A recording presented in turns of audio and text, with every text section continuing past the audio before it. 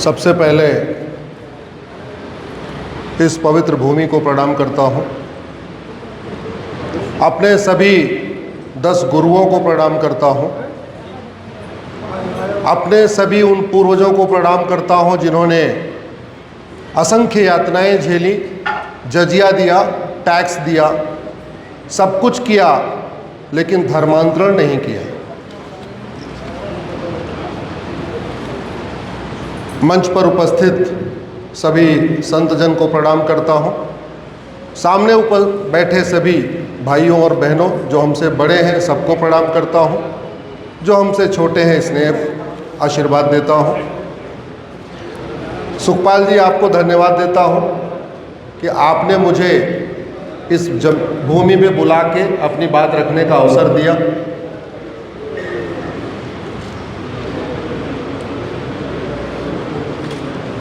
अभी 2 पंजाब है, ईस्ट पंजाब और वेस्ट पंजाब। पहले एक पंजाब था। उस पूरे पंजाब के राजा कौन थे? महाराजा रणजीत सिंह जी। महाराजा रणजीत सिंह जी ने कभी सोचा नहीं था कि हमारे पंजाब के 2 टुकड़े होंगे, एक ईस्ट पंजाब होगा, एक वेस्ट पंजाब होगा, एक भारत में रहेगा, एक पाकिस्तान में रहेगा। हुआ कि नहीं हुआ? जोर से बोलिए जरा। हुआ। एक और थे राजा, महाराजा हरि सिंह। कश्मीर, लद्दाख, जम्मू उस क्षेत्र के राजा थे। कभी उन्होंने सोचा नहीं था कि एक दिन कश्मीर में हिंदू, जैन, बौद्ध और सिख खत्म हो जाएंगे। हुआ क्यों नहीं हुआ? जोर से बोलिए जरा। हुआ। जब हरि सिंह नालवा जी ने पूरा पंजाब, पूरा अफगानिस्तान मिला लिया था, तो कभी उन्होंने सोचा था कि जिस अफगानिस्तान पे मैं सिख पंथ की पताका फहरा रहा हूं, इस अफगानिस्तान से हिंदू, जैन, बौद्ध, सिख खत्म हो जाएंगे? सोचा था क्या? जोर से बोलिए जरा। लेकिन हुआ कि नहीं हुआ?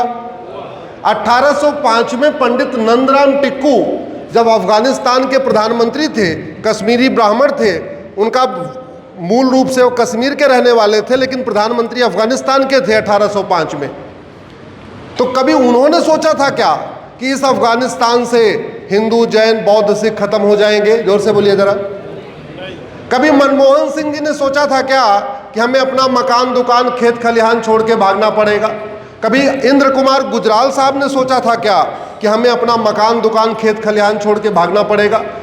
न मिल्खा सिंह ने सोचा, न खुशवंत सिंह जी ने सोचा, न यश चोपड़ा ने सोचा, न प्रेम चोपड़ा ने सोचा, न राज कपूर ने सोचा, न पृथ्वीराज कपूर ने सोचा, न सुनील दत्त ने सोचा, न देवानंद ने सोचा।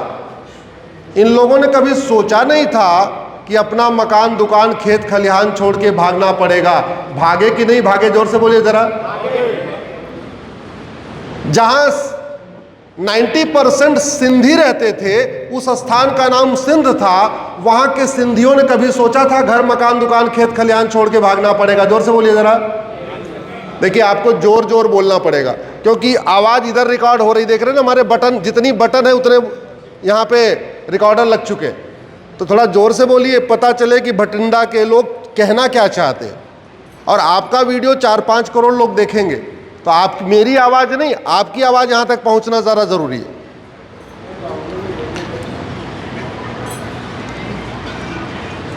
जो हमारे पूर्वजों ने नहीं सोचा वो सब हुआ। इसका मतलब ये हुआ जो हम आज नहीं सोच रहे हैं वो होगा। हम आपको इतनी देर में इतने एग्जाम्पल दे के ये बताना चाह रहे थे कि जो आप नहीं सोच रहे, जो आपकी कल्पना में नहीं आ रहा है या कल्पना में आ रहा है तो आपको डर लगता है वो सोचने से, इसलिए आप उसको सोचते नहीं, कुछ और सोचने लग जाते हैं। तो आपके डरने से, आपके आंख बंद करने से, आपके वो सोच बंद करने से जो होने वाला है वो नहीं रुकेगा। हाँ, रुक सकता है जब हम उसके लिए अभी, एक कहते हैं कहावत, prevention is better than cure. बीमारी की दवाई लेने से ज्यादा अच्छा है उसको प्रिवेंट कर दिया जाए। धर्मांतरण रोकने से धर्मांतरण नहीं रुकेगा, घर वापसी कराने से धर्मांतरण रुकेगा। रिवर्स काम करना पड़ेगा। कई बार कुछ बीमारियां ऐसी होती हैं उसको कंट्रोल करने के लिए दवाई नहीं दी जाती, उसमें उल्टा एंटीबायोटिक दी जाती है।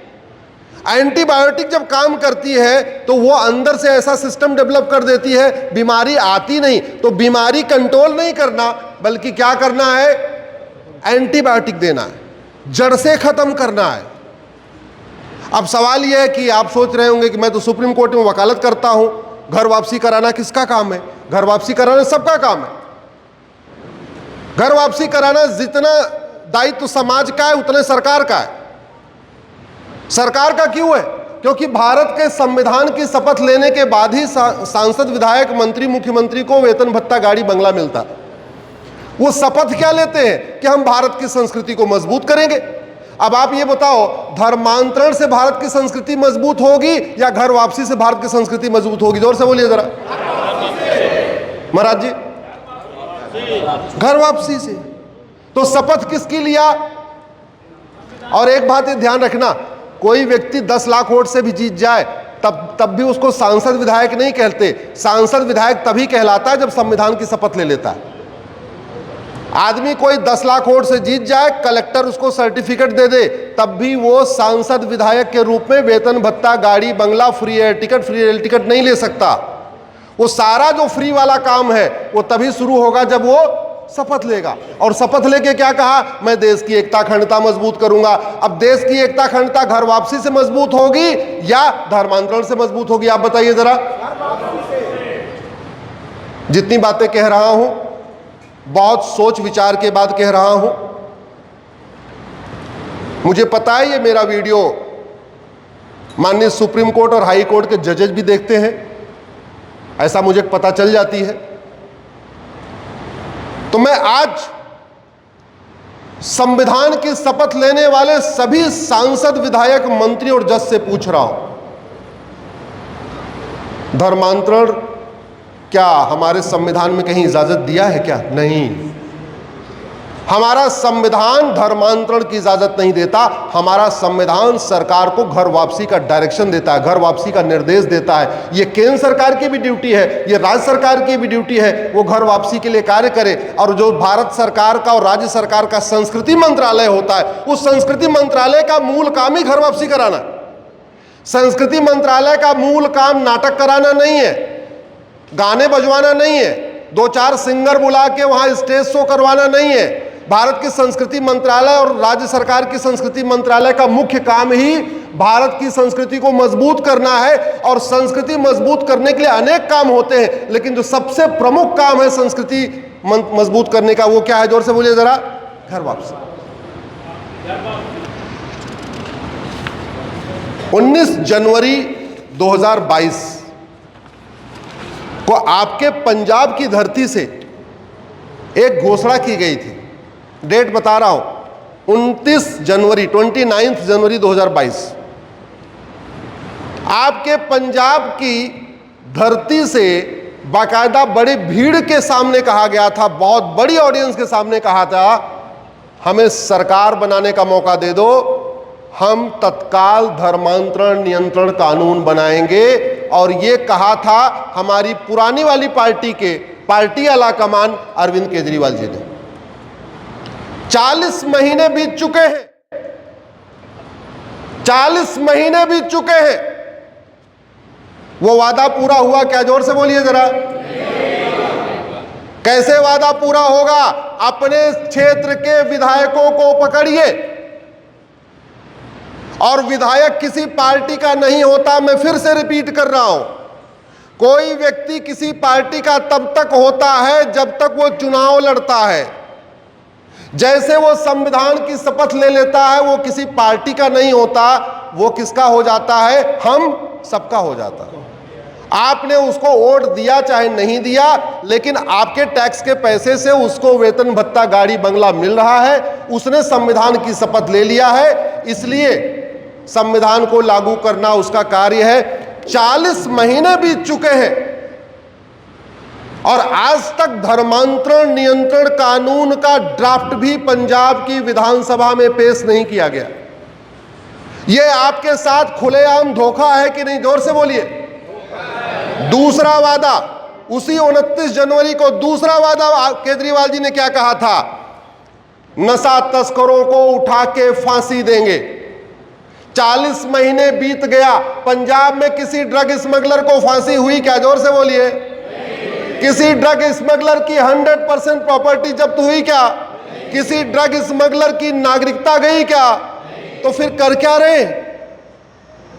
40 महीने पहले खुलेआम वादा किया था, ऐसा नहीं गुपचुप बोला था। आप लोग गूगल करिए, धर्मांतरण नियंत्रण कानून अरविंद केजरीवाल, 29 जनवरी 2022 की न्यूज आपको मिल जाएगी। छपी है वो 30 जनवरी को, लेकिन वादा किया 29 जनवरी को। धर्मांतरण और ड्रग स्मगलिंग का बहुत बड़ा कनेक्शन है। जिस धर्मांतरण को रोकने के लिए गुरु तेग बहादुर जी ने सर्वस्व बलिदान कर दिया, जिस धर्मांतरण को रोकने के लिए गुरु गोविंद सिंह जी ने सर्वस्व बलिदान कर दिया, जिस धर्मांतरण को रोकने के लिए हमारे अनेक लाखों पूर्वजों ने सब कुछ बलिदान कर दिया, जिस धर्मांतरण को रोकने की सबसे बड़ी लड़ाई पंजाब की धरती से शुरू हुई, आज उसी पंजाब में सबसे ज्यादा धर्मांतरण हो रहा है। मैंने PIL फाइल किया तो मैं पूरे देश में रिसर्च कर रहा था कि डेमोग्राफी कहां की तेज बदल रही है। आपको जान के आश्चर्य होगा, सबसे तेज आपकी डेमोग्राफी बदल रही है। और ऐसा आपका कोई जिला नहीं है जिसकी डेमोग्राफी तेजी से नहीं बदल रही है। और विश्वास नहीं है तो आज के पार्षद और प्रधान की वोटर लिस्ट चेक कर लीजिए और 25 साल पुरानी वोटर लिस्ट चेक कर लीजिए, आपको पता चल जाएगा 25 साल में कितनी डेमोग्राफी बदली है। वर्तमान समय में मंदिर और गुरुद्वारे की संख्या काउंट कर लीजिए, चर्च और मस्जिद की संख्या काउंट कर लीजिए, और 25 साल पहले जो जनगणना हुई थी उसमें कितने चर्च थे, कितनी मजार थी, कितनी दरगाह थी और कितनी मस्जिद थी, उसकी संख्या आपको मिल जाएगी। आपको पता चल जाएगा धर्मांतरण कितने तेजी के साथ हो रहा है। 25 साल पहले पंजाब में कितने मदरसे थे, आज कितने मदरसे हैं। 25 साल पहले कितने कॉन्वेंट स्कूल थे, आज कितने कॉन्वेंट स्कूल हैं। ये सब सरकारी आंकड़ा है, आराम से पता चल सकता है। पंजाब में सभी जिलों में बड़े प्लान्ड वे में धर्मांतरण हो रहा है, चाहे अमृतसर हो, बरनाला हो, भटिंडा हो, फरीदकोट हो, फतेहगढ़ साहिब हो, फिरोजपुर हो, फजिल्का हो, गुरदासपुर हो, होशियारपुर हो। बहुत तेजी के साथ धर्मांतरण हो रहा है, बहुत तेजी के साथ डेमोग्राफी बदल रही है। आपके जालंधर की, कपूरथला की, लुधियाना की बहुत तेजी के साथ डेमोग्राफी बदल रही है। आपके पंजाब में एक ही जिला है जिसकी डेमोग्राफी तेजी के साथ नहीं बदल रही है, उसका नाम है मलेरकोटला। जानते हैं क्यों नहीं बदल रही है? क्योंकि हिंदू और सिख बचे ही नहीं। तो आपके 23 जिलों में से 22 जिलों की डेमोग्राफी तेजी के साथ बदल रही है। एक जिला आपका बचा हुआ है मलेरकोटला, क्योंकि वहां ज्यादा कुछ बदलने के लिए बचा नहीं है, और आपस में अगर बदलने जाएंगे तो खून खराबा भी हो जाएगा, इसलिए वहां पे डेमोग्राफी नहीं बदल रही है। आपके मनसा की, आपके मोगा की, आपके मुक्तसर साहिब की, आपके पठानकोट की, आपके पटियाला की, आपके रूपनगर की, आपके संगरूर की, आपके शहीद भगत सिंह नगर की, आपके तरन तारण की। और ये धर्मांतरण हमारे लिए कितना बड़ा खतरा, इसको आप समझिए। शहीद भगत सिंह जी का जन्म कहां हुआ था? जोर से बोलिए जरा, किसी को ध्यान है? कहां हुआ था? वो कहां पे पड़ता है आज की डेट में? और शहीद भगत सिंह जी को फांसी कहां हुई थी? शहीद भगत सिंह जी ने केवल वर्तमान वाला भारत आजाद कराने के लिए फांसी पे चढ़े थे या पूरे भारत को आजाद कराने के लिए? जोर से बोलिए जरा। पूरे भारत में। तो फिर शहीद भगत सिंह जी की जयंती और पुण्यतिथि वर्तमान भारत में मनाई जाती है, उस वाले भारत में क्यों नहीं मनाई जाती? जोर से बोलिए जरा, क्यों नहीं मनाई जाती? अरे फांसी तो उनको लाहौर में हुई थी ना, तो पुण्यतिथि मनाना चाहिए कि नहीं? शहीद दिवस वहां मनाना चाहिए कि नहीं? यहां पे हमारे देश में शहीद भगत सिंह जी के नाम पे हजारों की संख्या में पार्क हैं, मोहल्ले हैं, गलियां हैं, सड़क हैं, सब योजनाएं हैं। जहां पे भगत सिंह जी को फांसी दी गई वहां उनके नाम पे कोई गली मोहल्ला है क्या?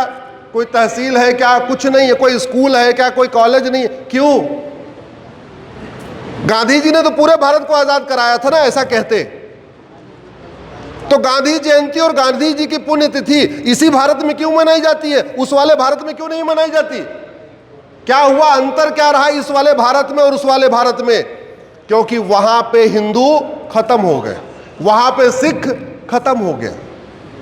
धर्मांतरण से राष्ट्रांतरण होता है, धर्मांतरण से विचार बदलता है, धर्मांतरण से त्योहार बदलता है, धर्मांतरण से वेशभूषा बदलती है, धर्मांतरण से सोचने की क्षमता घटती है, धर्मांतरण से वैज्ञानिक सोच खत्म होती है, धर्मांतरण के बाद गुलामी बढ़ती है।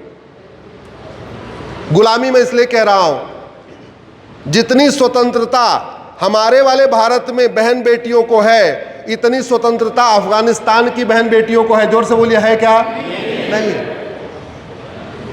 तो सनातन धर्म स्वतंत्रता देता है, वहीं विदेशी पंथ, विदेशी मजहब आपकी आजादी छीनता है।